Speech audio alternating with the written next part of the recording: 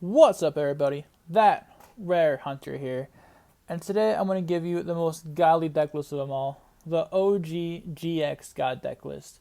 This deck is just all around fun to play, kind of competitive. You know, it's not really good, but it can hold its own. But yeah, this deck is just all around really fun. You can summon two gods in 2 turns, really fast pace. So yeah, let's dive right into it. We're gonna go with 2 Scapegoats. Scapegoat is when you flip summon it, you can summon 5 tokens. Those tokens can be attributed to summon your gods. Next, we're gonna have the Chaos Summoning Beast. This card you can tribute to special summon a GX god, which is crazy. I mean, your first turn, you could have a GX god, like bam. Next, we're gonna go with 1 King Beast, or Beast King. My apologies. This card is just mostly for, if you need something on the field. Gonna go with 2 Dark Beckoning Beasts, and with this one, you can add a GX god from your deck to your hand.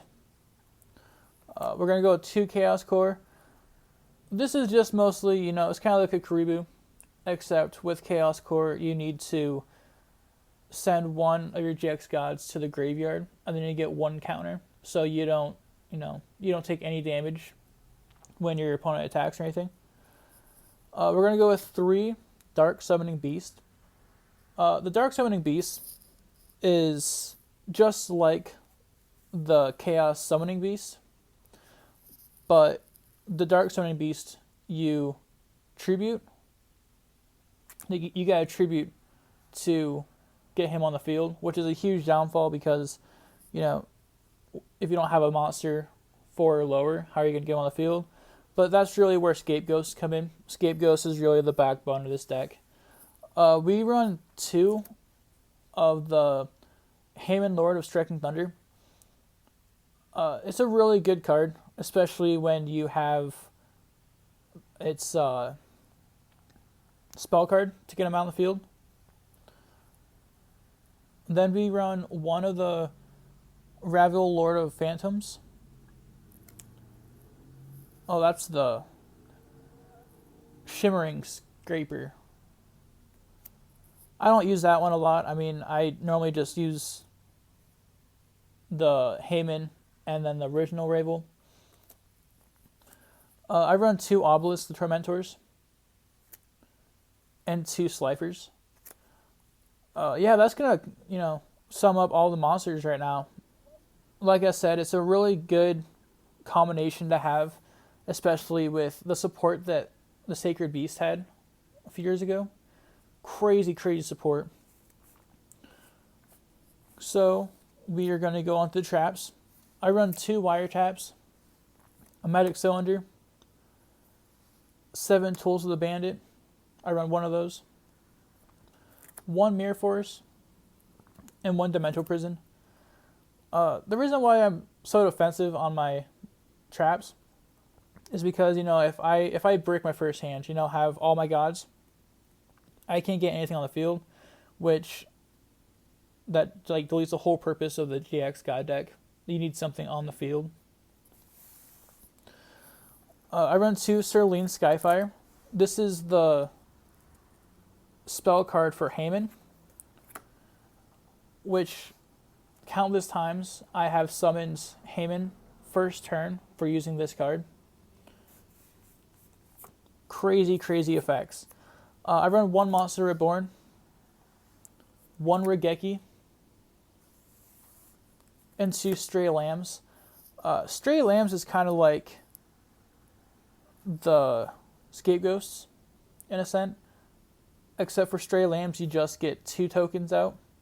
But still, I mean, that 2 tokens could bring out, your Dark Summoning Beast, or it could bring out the Beast King Barbaros.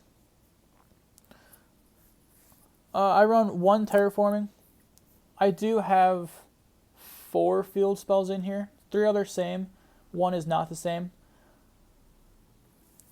I run 3 Opening of the Spirit Gates, This is another one you can add a GX God from your hand, which really helps out a huge.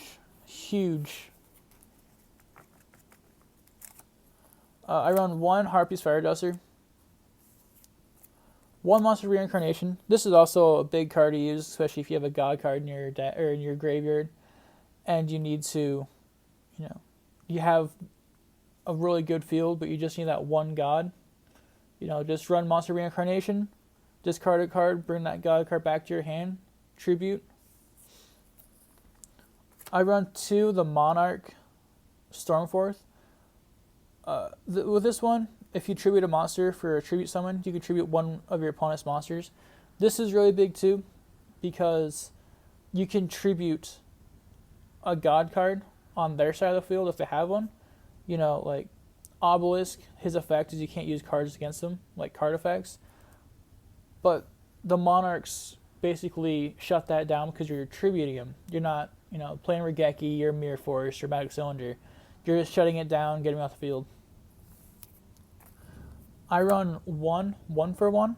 This is a big card to use, especially if you want to get Chaos Summoning Beast out. I run 2 Soul Crossing. Soul Crossing is just like the Monarch card I showed you, except you contribute all 3 of their monsters instead of just one, which is really big too, because it goes for any of the OG God cards. So it could easily bring out Slifer, Ra, or Obelisk. I run 3 Fallen Paradises. My apologies. This is the field spell for the GX gods. Your opponent cannot target them. And when you have 1 on the field, you can draw 2 cards, which is really good, especially if you have Slifer on the field.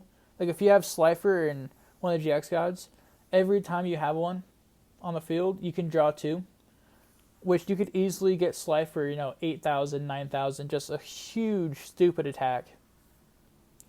And then we're going to finish it off with Mound of the Bound Creator. I use this one, especially with my OG God cards, because Fallen Paradise doesn't protect Slifer or Obelisk from anything. So I decided to put Mound of the Bound Creator. I haven't tried the deck with this card yet. I'm assuming it's going to be really good, though. But yeah, I might show you some combos, so then you how, you have an idea how to run the deck. So we're gonna go. So let's just say you have this card in your hand, this card in your hand. Let's go with that one.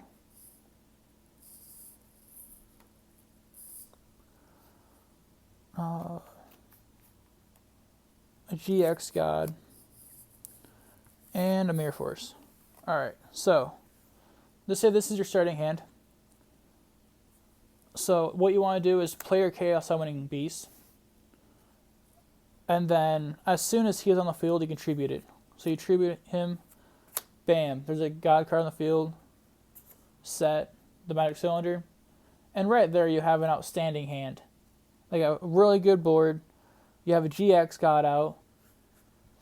And then we're going to go into a different scenario that your opponent has 3 monsters, so I can show you how Soul Crossing works. So your opponent has 3 monsters, and you have, let's go that one, that one. So your opponent has those 3 monsters, you have these 3 cards. So you play Soul Crossing, wipe his board, bring out Obelisk, and then play Mound of the Bound Creator. Not like it matters anyways, because Obelisk is unaffected by card effects. But it really helps out if you have extra support. So yeah, I mean, that's basically how to do it. You have so many, like Wiretap, Magic Cylinder. You can set up a really good board using this. And I've seen it that I personally have gotten Obelisk out and Heyman out in the first 3 turns of a duel. Really crazy, really fast pace. It's a really fun deck overall too.